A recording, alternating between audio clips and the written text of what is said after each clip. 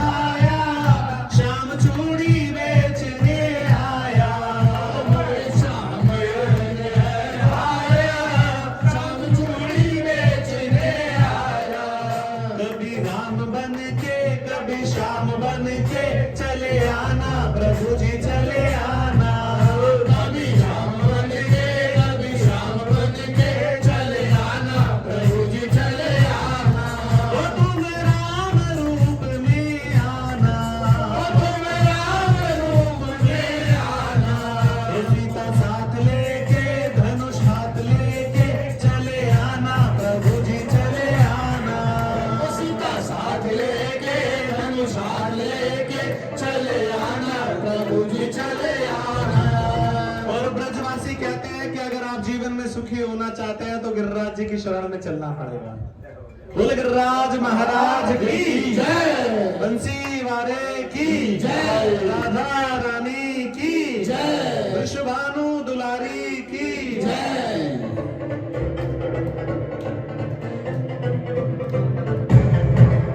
गिरिराज धरण हम तेरी शरण, गिरिराज धरण हम तेरी शरण, गिरिराज धरण हम तेरी शरण, गिरिराज धरण हम तेरी शरण, गिरिराज धरण हम तेरी शरण, गिरिराज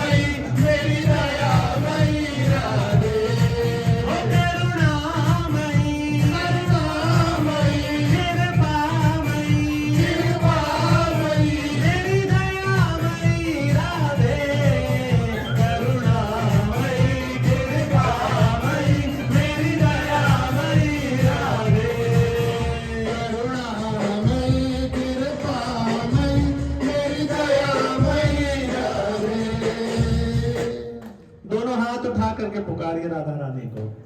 भगवान शंकर अति प्रसन्न होते हैं जब राधा रानी का गुणगान होता है, इसीलिए उन्होंने बड़ा सुंदर राधा कृपा कटाक्ष स्तोत्र लिख दिया। बोलिए देवादिदेव महादेव की जय, शंकर महादेव की जय। दोनों हाथ उठा करके पुकारिए, करुणामयी कृपामयी मेरी दयामयी राधे, करुणामयी कृपामयी मेरी दयामयी राधे, हो करुणामयी कृपामयी मेरी दयामयी राधे। जय जय श्री राधे श्याम, सबको मिले श्री वृंदावन धाम की जय। शिवाय गौर प्रेमानंदे, हरि हरि बोल, हरि हरि बोल।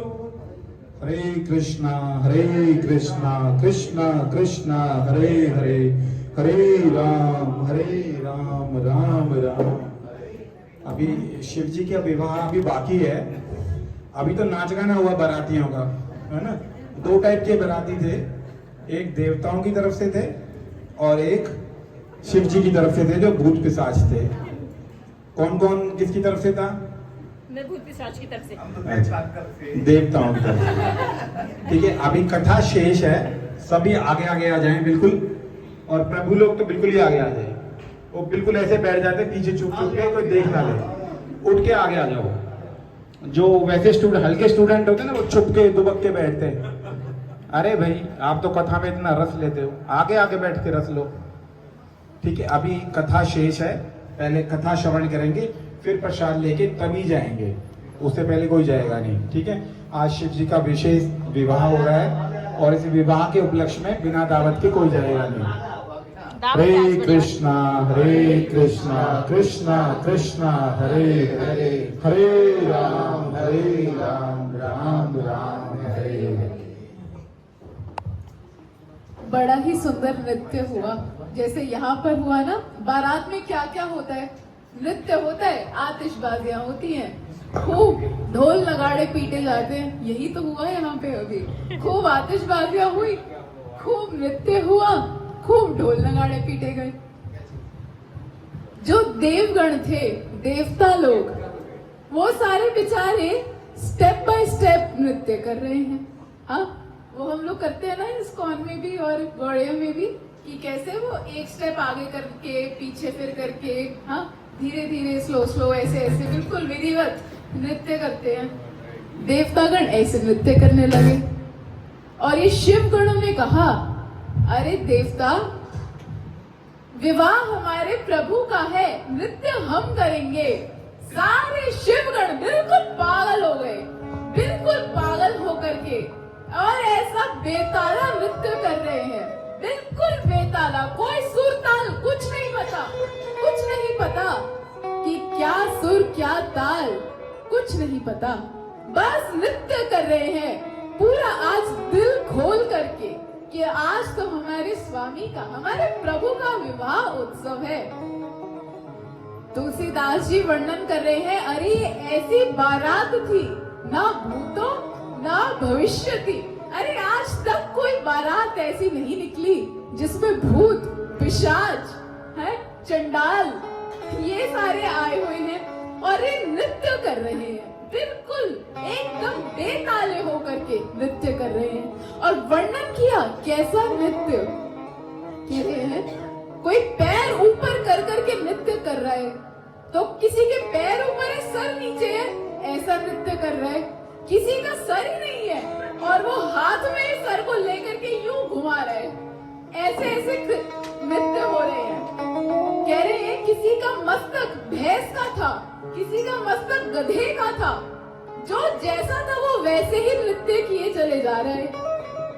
फिर वर्णन किया कि किसी के पास केवल धड़ था, किसी के पास मस्तक ही नहीं था, तो यूं यूं ही नृत्य किए जा रहे हैं। अब नृत्य तो थे नहीं, कहाँ देखे, चलते नृत्य करते करते किसी के घर में घुस गया, घर वाले पीट करके निकाल रहे थे, तू यहाँ कहाँ चला आ रहा है। तो बताया कि किसी के इतने मस्तक थे, कितने कितने मस्तक वाले, और नृत्य किए जा रहे हैं। बताया कि कोई एकदम पतला सा था, एकदम घास के तिनके की तरह पतला, धागे की तरह पतला था, और कोई एकदम हट्टा कट्टा मोटा साला था। किसी की टांगे ही नहीं थी और किसी के बहुत सारे चरण थे। किसी की भुजाएं ही नहीं थी और किसी के बहुत सारी भुजाएं थी। किसी का केवल धड़ था, ऊपर भी नहीं था, नीचे की टांगे भी नहीं थी, केवल बीच का था, हवा में चल रहे हैं। और कैसे, क्या वर्णन आया कि आतिशबाजी नहीं, आतिशबाजी तो अलग हो रही है, वो करतब है, करतब नहीं होते वो जो ऐसे ऐसे उछालते हैं। कभी कोई करतब करते हुए जा रहे हैं, कभी कुछ करते हुए जा रहे हैं। इस प्रकार से नाना प्रकार की, जिसे कहते हैं ड्रामा हो रहे हैं यहाँ पे। हाँ, बिल्कुल ऐसी शिव की बारात, एकदम बेढंगी सी, बेताली सी। आज तक ऐसी बारात नहीं देखी, किसी ने ऐसी बारात नहीं देखी। ऐसी बारात आ रही है, बेढंगों की बारात आ रही है, जिसमें शिव दूल्हे हैं, शिव दूल्हे ऐसा नृत्य करते करते आ रहे हैं। और दूसरी ओर क्या हो रहा था, दूसरी ओर यहाँ पे हिमाचल ने अपनी पूरी नगरी इतनी सुंदर सजाई, इतनी सुंदर सजाई कि जिसकी कोई वर्णना नहीं की जा सकती। तुलसीदास जी कह रहे हैं, अरे वो इतनी सुंदर उन्होंने नगरी सजाई कि जिसका बखान मैं नहीं कर पा रहा हूँ, जिसकी वर्णना मैं नहीं कर पा रहा हूँ। अरे उस दृश्य को देख करके आज जो ब्रह्मा ने सृष्टि बनाई है ना, ये तुच्छ लग रही है, ये तुच्छ लग रही है। इतना सुंदर हिमवान ने उस हिमाचल को पूरा ऐसे नगरी को सजा रखा है कि आज शिव और पार्वती का विवाह है। कोई पाकशाला में कुछ यहाँ पे लोग थे, हाँ, पाकशाला में कुछ लोग थे। होता है ना, अरे बारात कितनी देर तक आएगी, कब तक आएगी। कुछ बच्चों को भेजा, जाओ देख कर तो आओ कि बारात कितनी दूर है, कितनी देर तक आएगी। 10 लोग गए, हाँ 10 लोग गए। जो सामने देखा, सामने सामने तो देवता चलते आ रहे थे, बड़ा सुख हुआ। विष्णु खड़े थे, उनको देख करके हृदय में आनंद हुआ।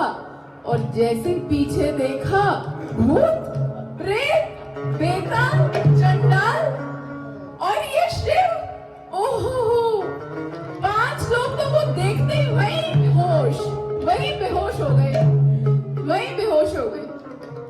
10 गए, 5 वहीं बेहोश देखते ही शिव कह रहे हैं, ये मुझको देख करके बेहोश क्यों हो गए? इनके गांव की कोई प्रथा है क्या, देख करके गिर जाना?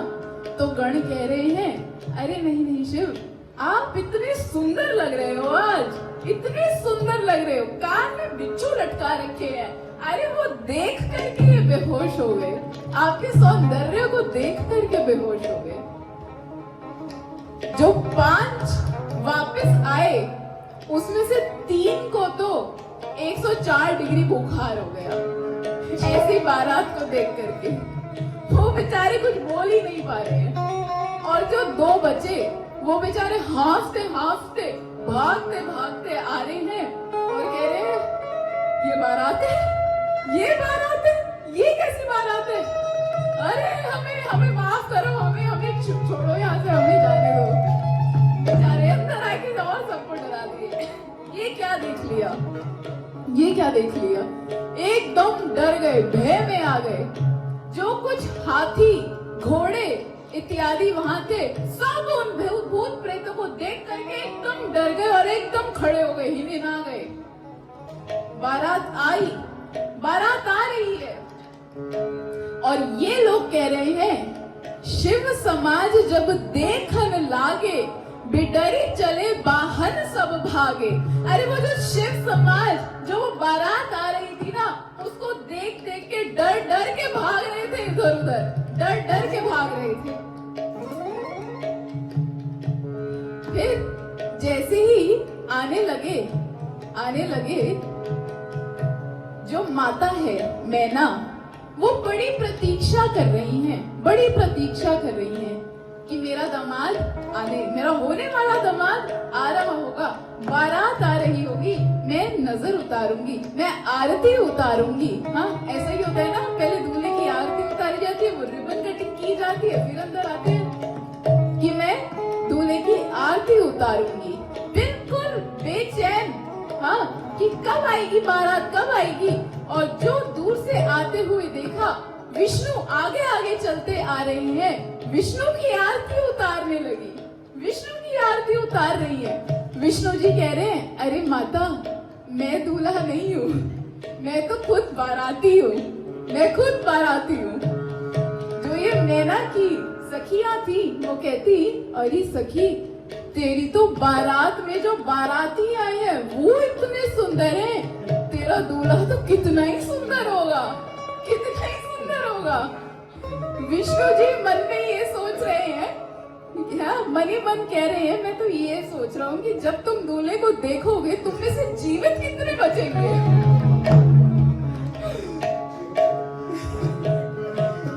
उधर से ये सारे देवी देवता विष्णु तो आ गए, पीछे पीछे वो अभी भी नृत्य करते हुए आ रहे हैं, सारे भूत पिशाच सभी नृत्य करते हुए आ रहे हैं। जो ही पास आए, देवताओं ने मार्ग दे दिया, देवता सारे साइड साइड हो गए, वो उधर भूत पिशाच प्रेत वो चलते हुए आ रहे हैं। और देखती है, सबने एक दूसरे को यूं पकड़ लिया, एकदम भय में, ये क्या हो रहा है। फिर उन लोगों ने मार्ग दिया थोड़ा सा, तो पीछे से शिव, ये भभूति में लिपटे हुए शिव सामने से आए, और विष्णु ने मैया को इशारा किया, यही है, यही है दूल्हा,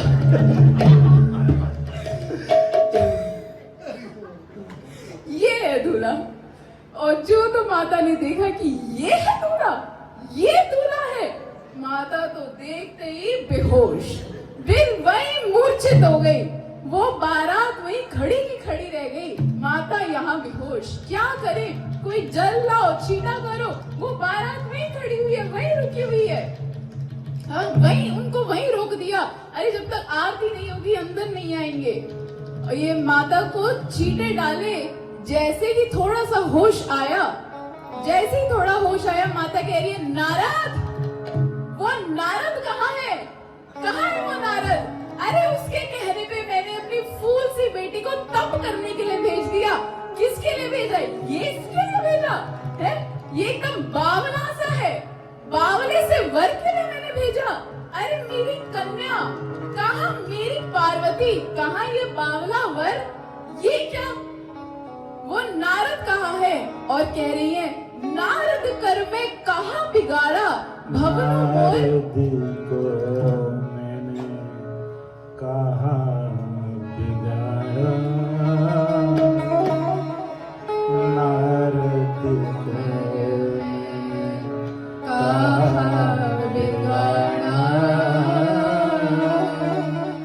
भवन मोर जिन बसत उजारा।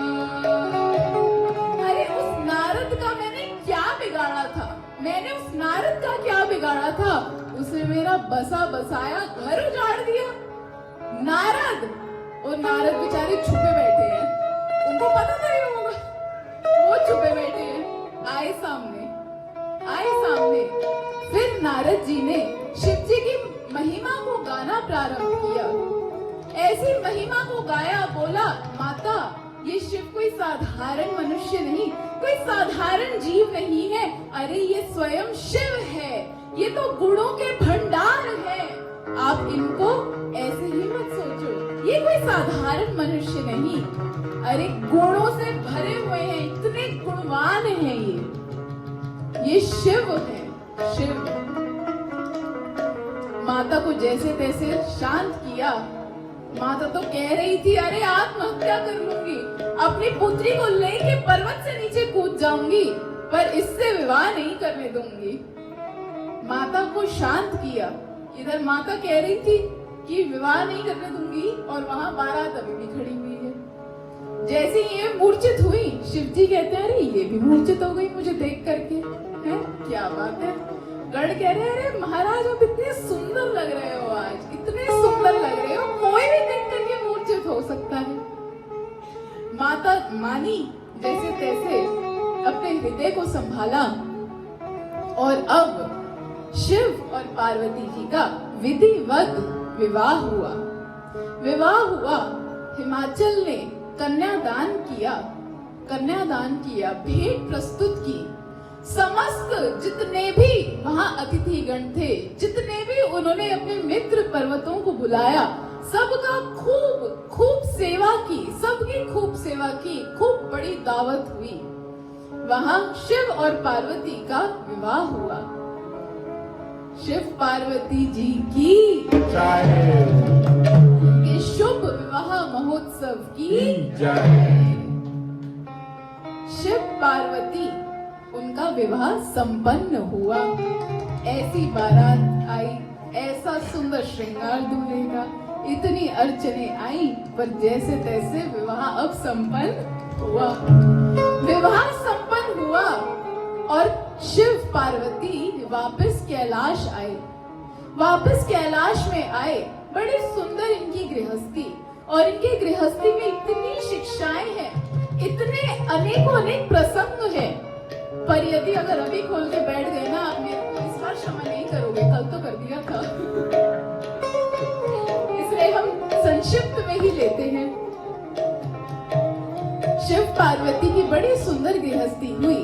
प्रथम पुत्र हुए 6 मुख वाले कार्तिकेय, जिन्होंने उस तारकासुर का वध किया। विवाह को समय हुआ और तब पार्वती जी ने एक दिन शिव जी से एक निवेदन किया। पार्वती जी उनके शिव जी के चरणों में बैठ गई और कहा, मैं अपना मस्तक पृथ्वी पर रखती हूँ, आपके चरणों में रखती हूँ, आप कृपा करके मुझको एक उपहार दें।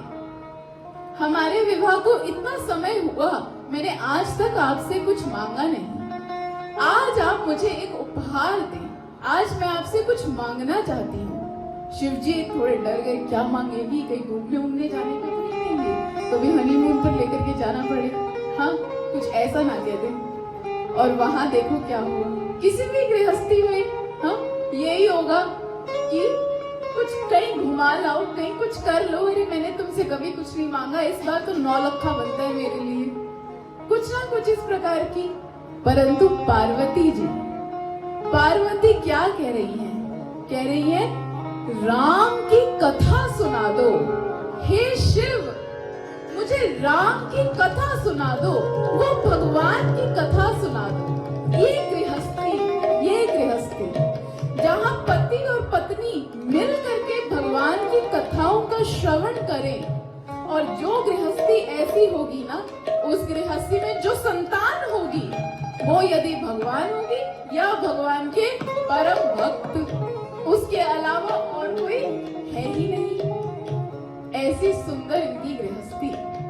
शिव जी कहती हैं, पार्वती माता कहती है शिव से कि मुझे कृपा करके राम की कथा सुना दो।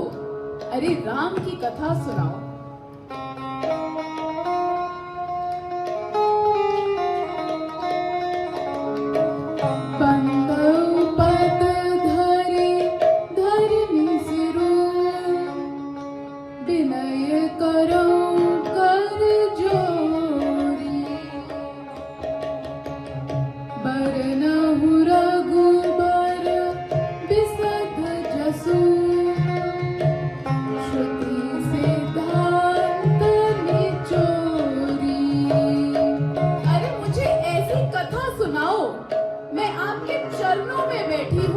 मुझे ऐसी कथा सुनाओ, उन भगवान की कथा, रघुवर की कथा सुनाओ।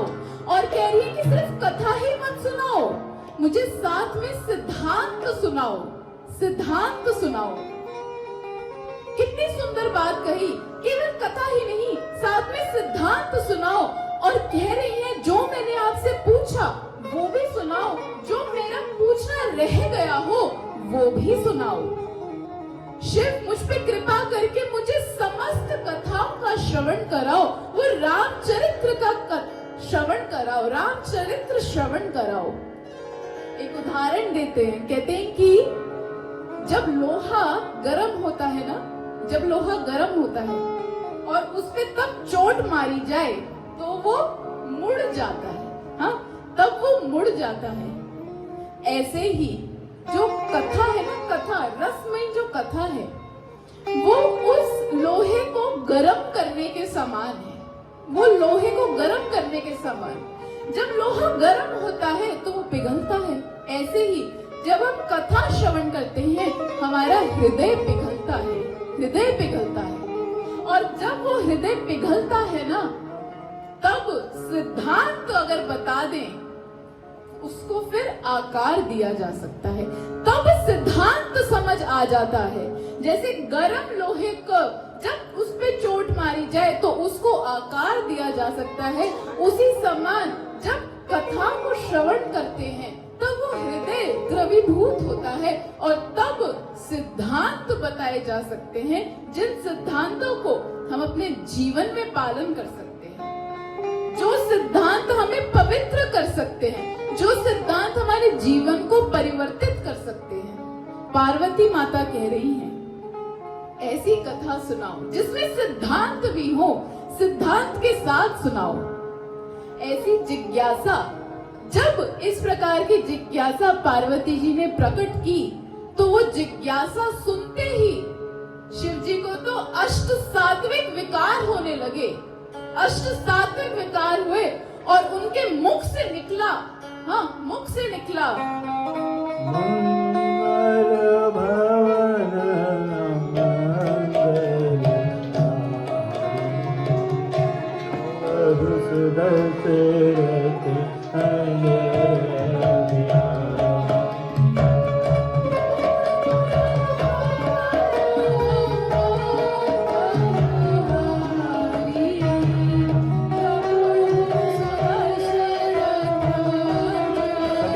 सभी गाइए रामायण की पवित्र प्रसिद्ध चौपाई। मंगल भवन अमंगल हारी, द्रवहु सुदशरथ अचरण विहारी।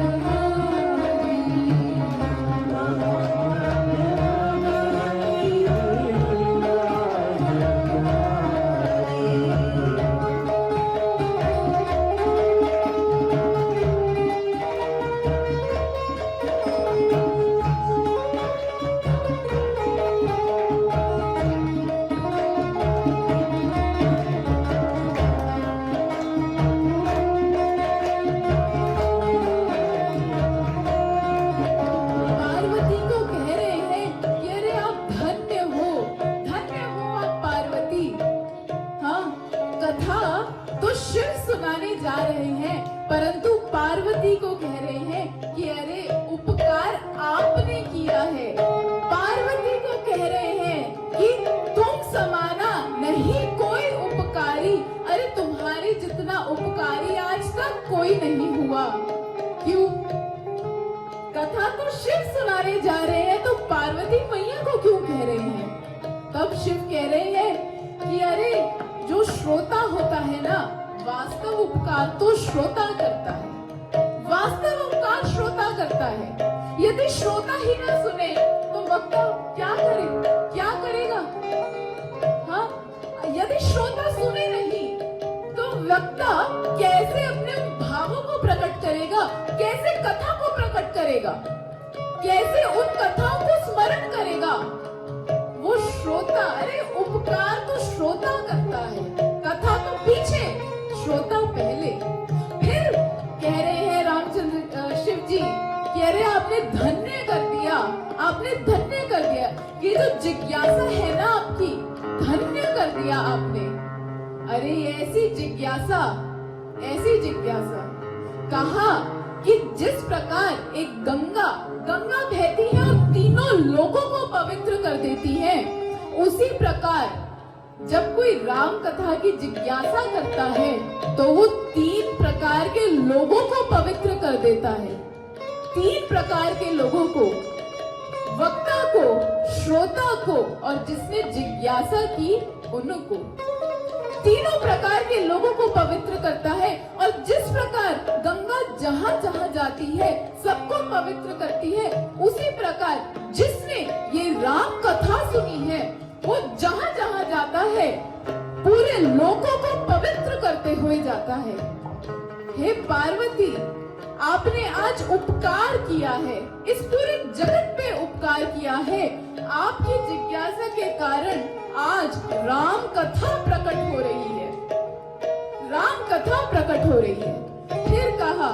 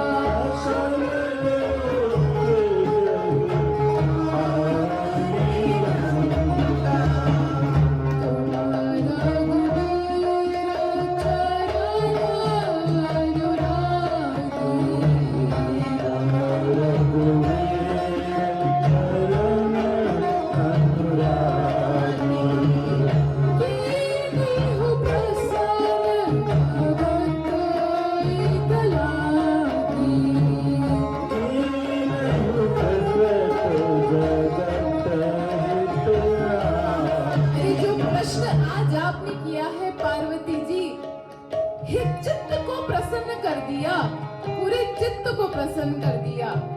और जो ये प्रश्न आपने किया ना, ये कोई साधारण प्रश्न नहीं है, क्योंकि कथा वही सुनने की इच्छा करता है, राम कथा सुनने की वही इच्छा करता है जिसको राम जी के चरणों में अनुराग हो गया हो। हे पार्वती, आपको राम जी के चरणों में अनुराग हुआ है, राम से प्रेम हुआ है, इसलिए आज आपने ये जिज्ञासा की। और ये जो राम कथा है, ये मनुष्य के लिए अति आवश्यक है। ये राम कथा, ये मनुष्य जीवन राम कथा को सुनने के लिए ही मिला है, सुनने के लिए ही मिला।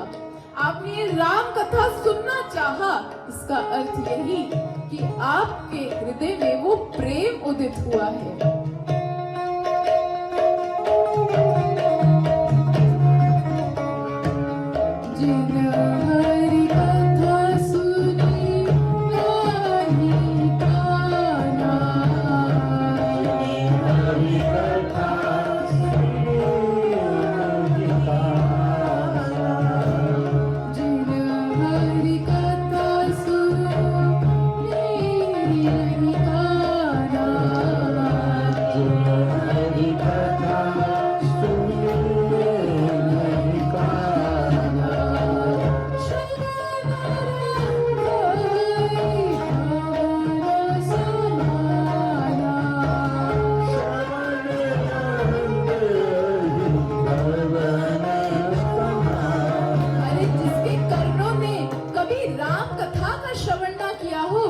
कभी भगवान की कथा का श्रवण ना किया हो, वो कान नहीं, वो चूहे सर्प के रहने वाले बिल हैं और कुछ नहीं।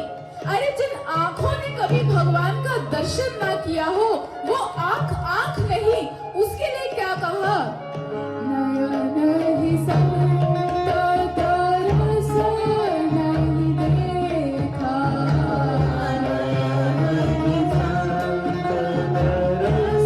नहीं देखा, लोचन मोर पंख कर लेखा।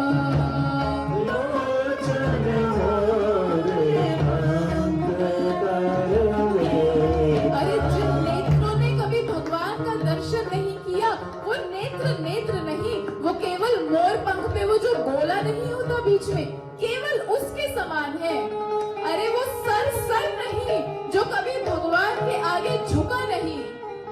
ते सिर काटो ताई समतुला,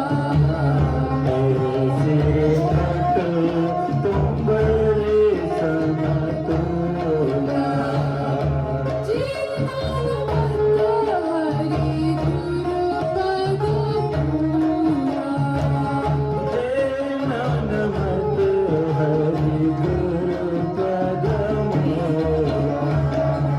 जिन हरि भक्ति हृदयं नहीं आनी,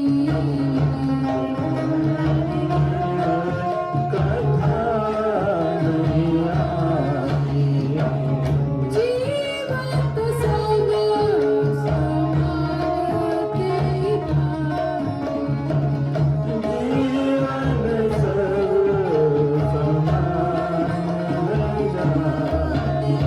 अरे वो सर जो कभी भगवान के आगे झुका नहीं, उसको तो काट देना चाहिए, उसको तरबूज की तरह काट देना चाहिए।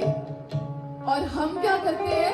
भगवान के आगे कभी सर नहीं झुकाएंगे, नाई के आगे सर झुका लेंगे। ले नाई झुक गया सर, काट दे बाल पीछे के।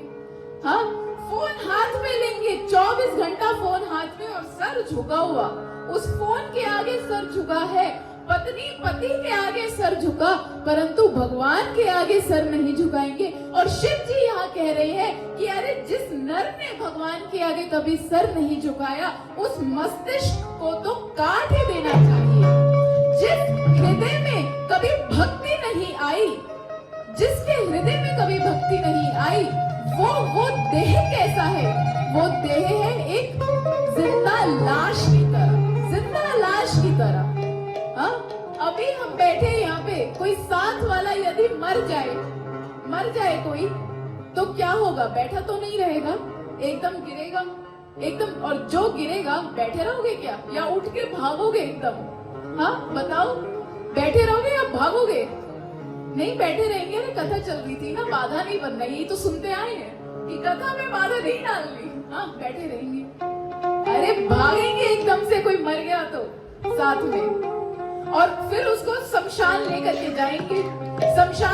जाएंगे, लकड़ी पर डालेंगे और जलाने लगेंगे। जलाते जलाते यदि वो खड़ा हो गया तो, और जो वो खड़ा होगा तब देखना कैसे भागेंगे वहां से 9-11। शिव जी कह रहे हैं, जिस हृदय में राम भक्ति नहीं, भगवान की भक्ति नहीं, वो देह, वो उस जिंदा लाश की तरह है, जिसको देख करके एक साधारण मनुष्य भागेगा वहां से। उसी प्रकार जो नर भक्ति नहीं करता, उसको देख करके हमें भाग जाना चाहिए, उसका संग नहीं करना चाहिए, उसको तो वहीं देख करके भाग जाना चाहिए, जैसे किसी जिंदा लाश को देख करके हम भाग जाते हैं। फिर शिव जी कह रहे हैं, आगे राम कथा की महिमा सुना रहे हैं, और महिमा सुनाते हुए कह रहे हैं, राम कथा सुंदर करतारी,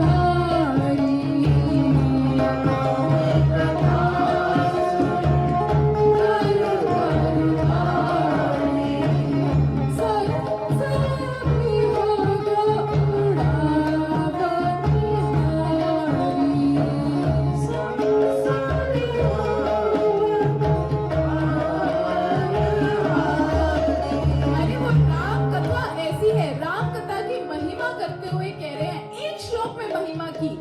एक एक चौपाई में और कह रहे हैं अरे राम कथा उस ताली की तरह है, ताली की तरह।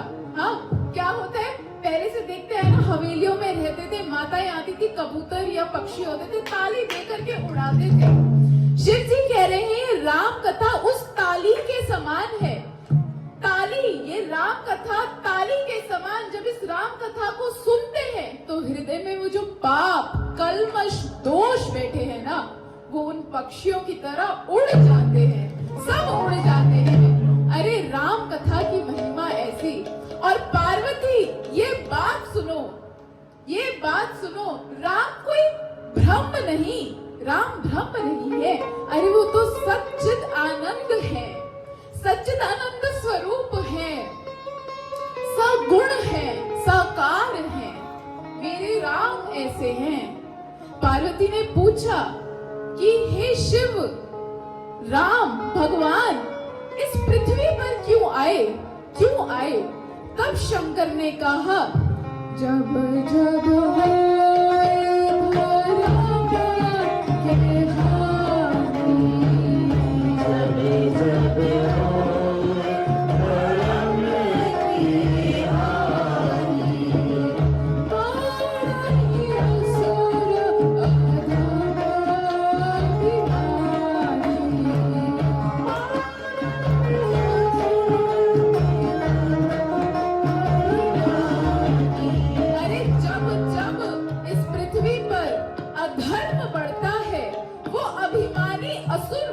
जब वो बढ़ते हैं तब तब भगवान अवतरित होते हैं, तब तब अवतरित होते हैं। और भगवान के अवतार लेने के तो अनेकों अनेक कारण हैं, अनेकों अनेक कारण, और कुछ मुख्य कारण भी हैं। और उनमें से ठीक है, तो जो भगवान के आने के कारण है, समय हो चला है, ओके, तो जो भगवान के आने के कारण है वो हम कल श्रवण करेंगे और उसके आगे की कथा को फिर कल श्रवण करेंगे। राजा राम राम राम सीता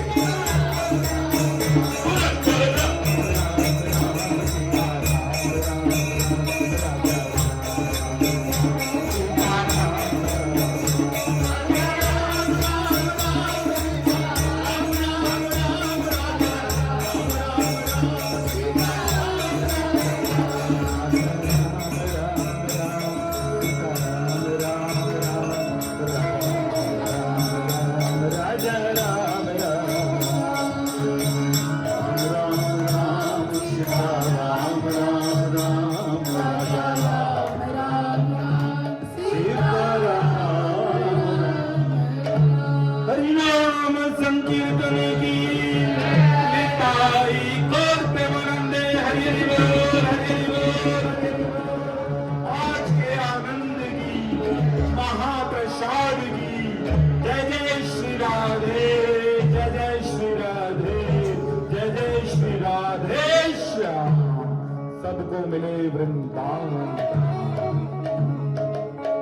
आप लोग अपना कीमती समय निकाल करके आए और बड़े धैर्य से कथा का श्रवण किया। आप सबके हम बहुत आभारी हैं। जैसे कि कथा में भी बताया कि वास्तव में अगर श्रोता ना हो तो हम किसको सुनाएंगे भागवत, किसको सुनाएंगे रामायण, किसको सुनाएंगे गीता, है ना।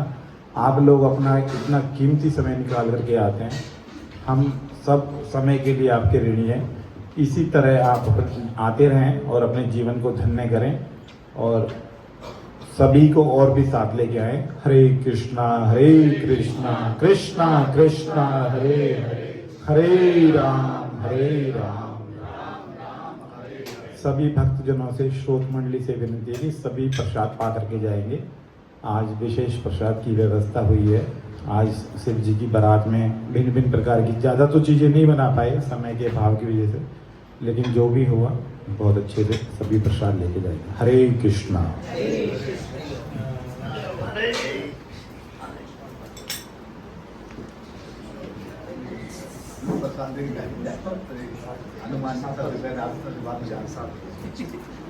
मैं कह रहा हूँ कथा प्रसाद से भी उत्तम कोई चीज होती है क्या?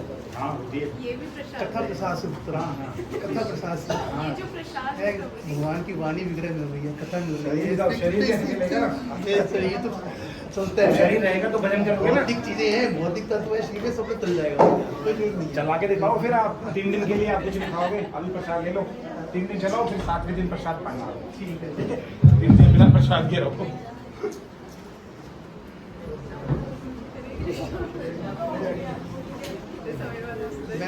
मैं एक टाइम ना लूँ, एक टाइम ना मन नहीं करता खाने का। वो तो ठीक है प्रभु जी, लेकिन आप प्रयास करो कि जो प्रसाद हो वो जरूर लेके आए। भाई इसमें तृप्ति रहती है ना। लेकिन प्रभु जी, जो वो अन्न प्रसाद है उसकी महिमा अलग है।